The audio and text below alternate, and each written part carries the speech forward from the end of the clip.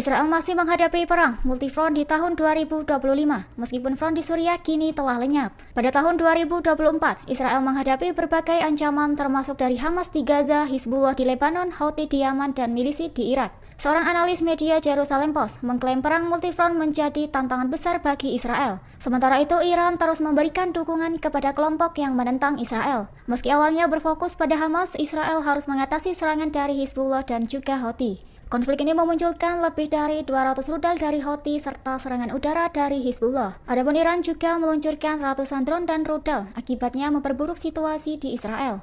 Selain itu, milisi di Irak dan Suriah terus menargetkan Israel dengan pesawat nirawak atau drone. Perlu diketahui, Hamas yang sempat terdesak kini bangkit kembali. Dengan perkiraan jumlah pejuang Hamas mencapai 12.000 hingga 23.000 orang. Meskipun Israel sempat menahan ribuan warga Gaza, Hamas terus merekrut anggota baru. Mengutip Tribun News pada 2 Januari 2025, pasukan pertahanan Israel atau IDF melaporkan adanya ribuan pejuang Hamas yang terluka. Perang multifront ini diprediksi akan terus menjadi tantangan besar bagi Israel pada tahun 2025. Pasukan Israel mengklaim serangan terhadap fasilitas rudal bawah tanah Iran di dekat Maysaf, Suriah. Operasi rahasia ini dilakukan oleh pasukan khusus Saldak pada awal September lalu. Target serangan berada di dekat kota Maysaf, termasuk fasilitas bawah tanah dan pusat penelitian militer Suriah. Kemudian media Jerusalem Post menerima informasi rahasia terkait operasi tersebut, namun baru-baru ini diungkapkan. Pasukan IDF menyatakan serangan ini dilakukan setelah mendeteksi transfer komponen rudal presisi oleh Iran. Komponen tersebut berpotensi menghasilkan ratusan rudal jarak jauh yang mengancam keamanan Israel. Mengutip Jerusalem Post pada 2 Januari 2025, Israel mengkoordinasikan operasinya dengan Amerika Serikat sebelum melancarkan serangan. Dilaporkan peningkatan serangan Israel ke Suriah terjadi sejak jatuhnya rezim Assad dan menurunnya ancaman pembalasan. Operasi ini menjadi bagian dari strategi Israel untuk membendung pengaruh Iran di kawasan.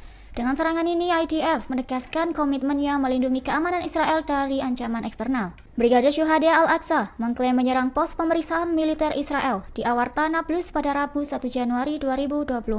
Serangan tersebut dilaporkan menimbulkan korban di kalangan pasukan Israel. Dikabarkan konfrontasi sengit meletus saat pasukan Israel menyerang kamp pengungsian Balata. Mengutip Al-Mayadin, para pejuang menggunakan senjata otomatis dan alat peledak untuk mengusir pasukan Israel.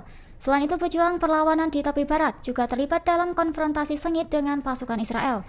Diketahui serangan langsung berhasil dilakukan terhadap pasukan penyerang dan kendaraan militer Israel. Sementara pasukan Israel menyerbu kamp Balata, merusak rumah warga dan menggeledah barang. Dilaporkan pasukan Israel juga masuk ke kota Tamun dan wilayah sekitar kamp Fara'ah. Adapun patroli militer dan bulldozer Israel mendukung serangan tersebut disertai dengan drone pengintai. Serangan Israel berlanjut dengan bala bantuan dari pos Hamra dan pengaturan pasukan di jalur utama. Menteri Pertahanan Israel Katz mengingatkan Hamas untuk menghentikan serangan roket dari Gaza pada Rabu 1 Januari 2025. Pasalnya Hamas berhasil menembakkan rentetan roket, menghancurkan jantung kota Israel.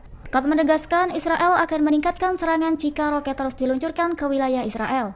Serangan roket Palestina dalam seminggu terakhir menyebabkan kerusakan parah. Namun, roket tersebut dianggap sebagai pukulan politis bagi pemerintah Israel setelah 15 bulan pertempuran. Katz juga mengancam Hamas dengan serangan yang lebih intensif jika pembebasan tawanan tak segera dilakukan. Diketahui serangan udara Israel terbaru menyebabkan kematian lebih dari 12 warga Palestina. Dilaporkan total korban tewas di Gaza akibat serangan Israel telah mencapai lebih dari 45.500 orang. Adapun serangan Israel di Jabalia pada tahun baru menyebabkan 15 orang tewas dan lebih dari 20 orang terluka. Sementara serangan terhadap rumah sakit Kamal Adwan juga menewaskan lebih dari 20 militan. Selain itu, militer Israel menegaskan operasi ini bertujuan untuk mencegah Hamas berkumpul kembali di jalur Gaza Utara. Parlemen Lebanon mengeluarkan peringatan keras terhadap Israel pada Rabu 1 Januari 2024. Anggota Parlemen Lebanon, Ihab Hamadeh, menyatakan bahwa Hizbullah masih kuat dan siap menghadapi pelanggaran oleh Israel. Pernyataan ini menyusul berakhirnya gencatan senjata 2 bulan antara kedua pihak. Diketahui Israel berencana melanjutkan pendudukan di Lebanon Selatan setelah batas waktu yang ditetapkan. Hamadeh mengingatkan bahwa Lebanon akan melaksanakan tugas nasional. Hal itu terjadi jika pendudukan Israel meluas ke wilayah timur atau Suriah. Perlu diketahui sebelumnya Israel dan Hizbullah terlibat dalam perang brutal selama 14 bulan yang berakhir dengan gencatan senjata. Hamadeh menegaskan bahwa perlawanan Hizbullah tetap solid dan siap menghadapi agresi Israel. Pihaknya juga memperingatkan Israel bahwa pada hari ke-61 setelah gencatan senjata mereka akan merasakan kemarahan Hizbullah. Kini Hizbullah dan pemerintah Lebanon akan memastikan untuk